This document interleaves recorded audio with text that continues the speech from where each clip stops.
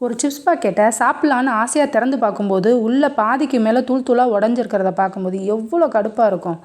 ஆனால் ஒரு சில சிப்ஸ் பாக்கெட் மட்டும், குறிப்பாக நீளமான டப்பாக்களில் வர்ற சிப்ஸ் பாக்கெட் மட்டும் எப்படி உடையாமல் அவ்வளோ ஸ்ட்ராங்காக பர்ஃபெக்டாக இருக்குன்னு நம்ம யோசிச்சிருக்கீங்களா? அது சும்மா மேஜிக் இல்லைங்க. அதுக்கு பின்னாடி ஒரு மிரட்டலான இன்ஜினியரிங் சீக்ரெட் இருக்குது. வாங்க அதை பற்றி இந்த வீடியோவில் பார்ப்போம். வெல்கம் டு புத்தக இனிப்பு சேனல். முதல்ல சாதாரணமான ஃப்ளாட் உருளைக்கிழங்கு சிப்ஸை எடுத்துக்குவோம். அது லேசாக ஒரு விரலை வச்சு அழுத்தினாலோ அல்லது பையில் இருக்கும்போது சின்னதாக ஒரு ப்ரெஷர் பட்டாலோ போதும், உடனே கிறுக்குன்னு இரண்டாக உடைஞ்சிரும். இது நம்ம எல்லாருக்குமே அடிக்கடி நடக்கிறது தான். சாதாரண விஷயம் இல்லைங்க.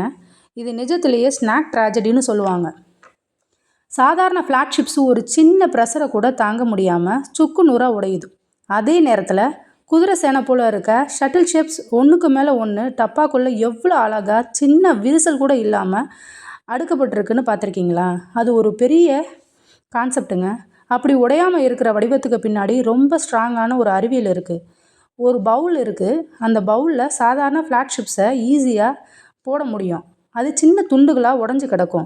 இந்த வளைந்த ஷட்டில் ஷேப் சிப்ஸு கம்பீரமாக எந்த ஒரு குறையும் இல்லாமல் கிராக்கும் இல்லாமல் இருக்கிறத பார்த்துருப்பீங்க. இது பார்க்குறதுக்கு ஒரு தனித்துவமான வடிவமாக தெரியலாம். ஆனால் இந்த வடிவம் அளவுக்காகவோ ஒரு ஸ்டைலுக்காகவோ உருவாக்கப்படலை. நிஜத்தில் இது பக்காவான இன்ஜினியர் மாஸ்டர் பீஸ் தான்.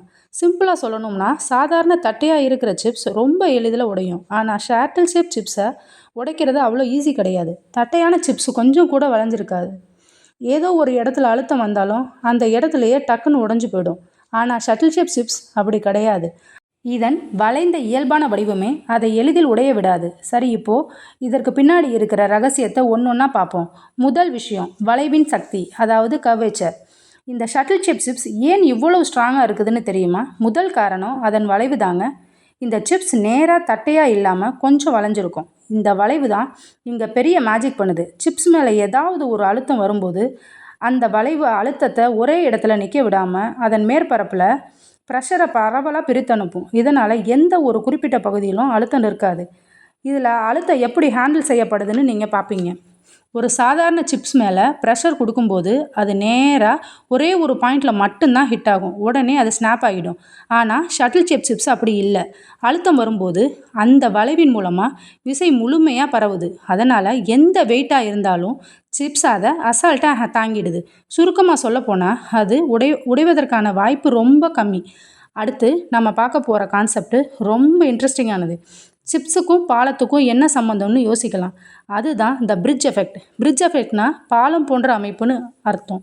நிஜமாகவே இந்த ஷட்டில் ஷேப் ஒரு பாலம் மாதிரி தான் வேலை செய்யுதுங்க. பழங்காலத்தில் கட்டப்பட்ட ஆர்ச்சு மாதிரியான பாலங்களை பார்த்துருப்போம். அந்த பாலத்து மேலே எவ்வளோ வெயிட் போனாலும் கொலாப்ஸே ஆகாமல் ரொம்ப ஸ்ட்ராங்காக நிற்கும். அதே அறிவியல் தான் இங்கே யூஸ் ஆகுது. ஒரு பாலம் தனக்கு மேலே வர வெயிட்டை பெண்டே ஆக விடாமல் நல்லா தாங்குது. இதே மாதிரி தான் ஷட்டில் ஷேப் சிப்ஸும் தனக்கு மேலே வர எடையை சூப்பராக ஹேண்டில் பண்ணுது. ஒரு சிப்ஸு இவ்வளோ ஸ்ட்ராங்காக இருக்க இன்னொரு காரணமும் இருக்குது. அதுதாங்க டபுள் கர்வேச்சர், அதாவது இரட்டை வளைவு. இது ஒரு சாதாரண வளைவு மட்டும் கிடையாது. ஒரு ஒயர் ஃப்ரேம் மாடலை எடுத்துக்கோங்க. அதை நல்லா இமேஜின் பண்ணி பாருங்கள். ஒரு விஷயம் நமக்கு தெளிவாக புரியும். அது ஒரு திசையில் மட்டும் வளையலை, 2 வெவ்வேறு திசைகளில் வளைஞ்சிருக்குது. அதாவது மேல் நோக்கிய ஒரு வளைவும் இடமிருந்து வலமாக ஒரு வளைவும் இருக்கும். இந்த மாதிரி ஒன்றுக்கு ஒன்று குறுக்கிடுற வளைவுக்காக தான் இந்த டபுள் கர்வேச்சர்னு சொல்லுவாங்க. இது நிஜமாக ஒரு பர்ஃபெக்டான ஆர்கிடெக்சர். இந்த டபுள் கர்வேச்சர் என்ன பண்ணோம் அப்படின்னா, மேலே ஒரு வளைவும் கீழ்ப்பகுதியில் ஒரு வளைவும் இருக்கிறதுனால ப்ரெஷரை நம்ம சிப்ஸ் மேலே கொடுக்கும்போது 2 கர்வேச்சரும் ஈக்குவலாக அந்த ப்ரெஷரை சட்டில் பண்ணுது. இந்த முழு விஷயத்துக்கும் சயின்டிஃபிக்கான ஒரு பேர் இருக்குது, ஹைப்பர்போலிக் பாரபோலாய்டு. சும்மா ஷட்டில் ஷேப்புன்னு நாம் சாதாரணமாக சொல்கிற இந்த வடிவத்துக்கு மேக்ஸில் ஒரு கெத்தான பேர் ஹைப்பர்போலிக் பாரபோலாய்டு. ஒரு சாதாரண ஸ்நாக்ஸுக்காக இவ்வளோ பெரிய கணித சூத்திரமானு நீங்கள் ஷாக்காகலாம். ஆனால் அதுதான் உண்மை. Z = X² - Y² அப்படிங்கிற இந்த ஈக்குவேஷன் தான் இந்த வடிவத்தை உருவாக்குது. ஒரு பக்கம் மேல் நோக்கியும் இன்னொரு பக்கம் கீழ் நோக்கியும் வளைந்திருக்கிற இந்த 3D வடிவத்திற்கு இதுதான் ஆதாரம். இந்த ஹைப்பர்போலிக் பாரபோலாய்டு கணித ரீதியாக ரொம்ப சிக்கலான ஆனால் ரொம்ப ரொம்ப உறுதியான வடிவம். டப்பா சிப்ஸு இதே ஷேப்பில் தான் இருக்கும். அதனால தான் அவங்க சிப்ஸை நீளமான டியூப் வடிவத்திலான டப்பாக்களை அடுக்கும்போது ஒன்றன் மீது ஒன்றாக அதிக ப்ரெஷர் கொடுத்து அழுத்தினாலும் அந்த கர்வேச்சர் வடிவம் தான் அந்த சிப்ஸ் உடையாமல் இருக்கிறதுக்கு ஒரு ஆதாரமாக அமைஞ்சிருக்குது. நன்றி.